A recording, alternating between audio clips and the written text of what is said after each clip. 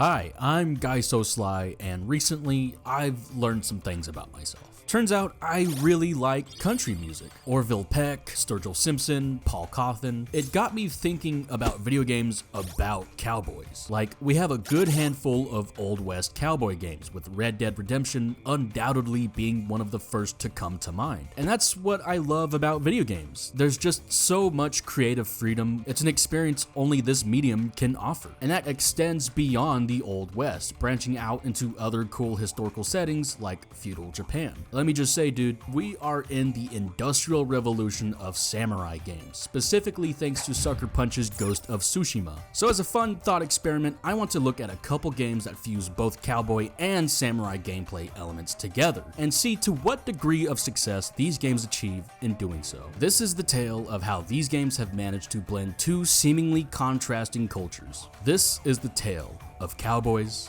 and katanas.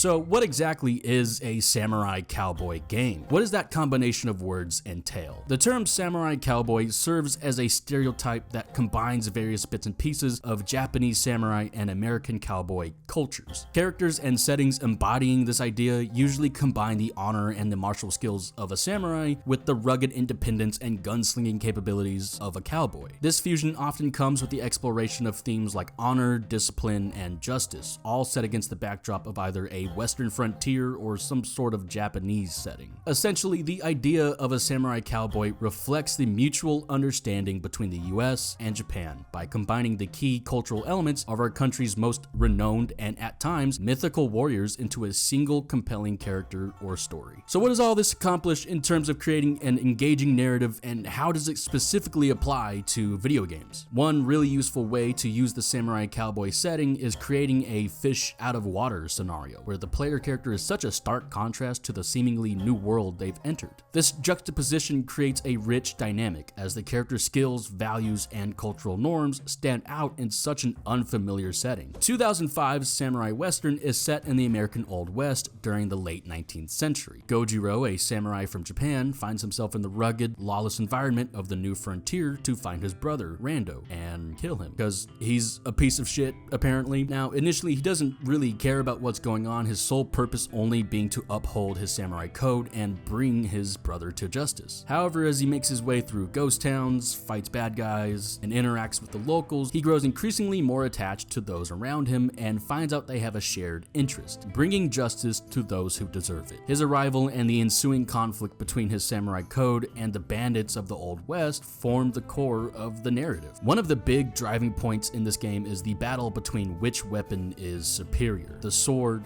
or the gun. You get to experience Gojiro deflect, slice, and fucking dodge bullets like it's absolutely nothing. Now, for going to Japan, there's not too many games where cowboys go to Japan to fight in the same way Samurai Western does. But you do have characters like Arthur from Soul Calibur and Johnny from Guilty Gear, who are clear examples of Western background figures who've adopted the traditional weapon of the samurai, the katana, with Johnny being the clear example of a cowboy in that regard. And that seems to be a common theme that is used a lot in these kinds of games, going to the east and learning the ways of the warrior to better protect your homeland. In 1999's Rising Zan the Samurai Gunman, the story follows Zan, formerly known as Johnny. In the pioneering days of America's Wild West, Johnny is newly appointed as the sheriff of Suka Town, but shortly after, Johnny is ambushed by a mysterious masked samurai. He is then rescued by a samurai master and friend of Johnny's late father named Suzuki, who agrees to help him on the condition that Johnny travels to his homeland of Japan for training. And you don't really get to see any of it because the only levels set in Japan is Suzuki's weird-ass dungeon. So, after mastering the samurai ways and combining it with his mastery of being a gunman, Johnny returns home, now declaring himself as the super ultra sexy hero,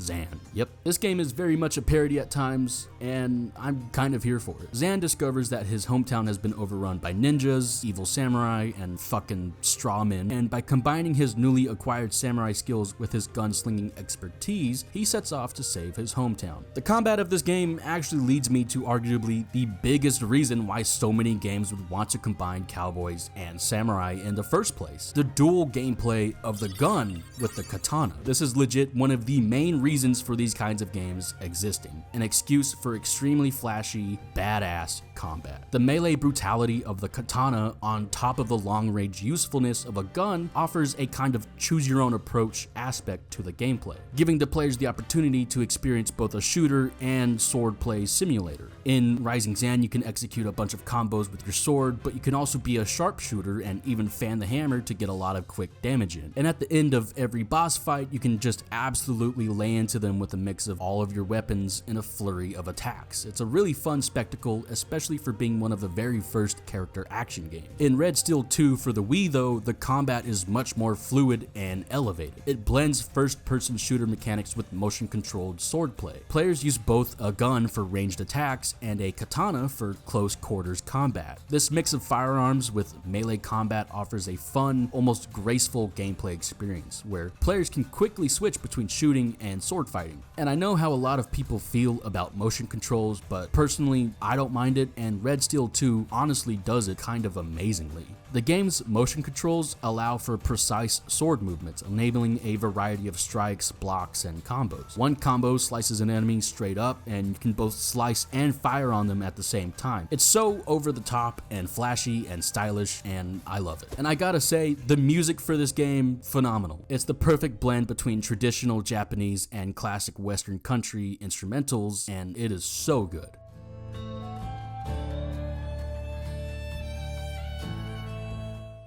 I think the reason why I'm so fascinated with the idea of a samurai cowboy is because of the mutual respect between the US and Japan. Us Americans have imported a lot of Japanese products and media to the West, and I believe most Americans, if you randomly ask them what they think about Japan, would generally have something pretty positive to say. Likewise, I think it's fair to say Japan has a pretty positive outlook on the US. Many of them love our movies, our music, our food. So often on the news or social media, you constantly hear about how different we are from each other, whether it's how you look, where you're from, or what you believe in. But I feel these games, as fucking goofy as it sounds, sort of stand as a testament against that. It shows that two vastly different countries with such different histories and cultures can collaborate and make sick-ass games that build upon the themes and settings of each other's respective cultures. So try some of these games out for yourself if you want. Let me know your thoughts by leaving a comment, and try to keep an open mind to new ideas and cultures, because you just might find your new favorite thing.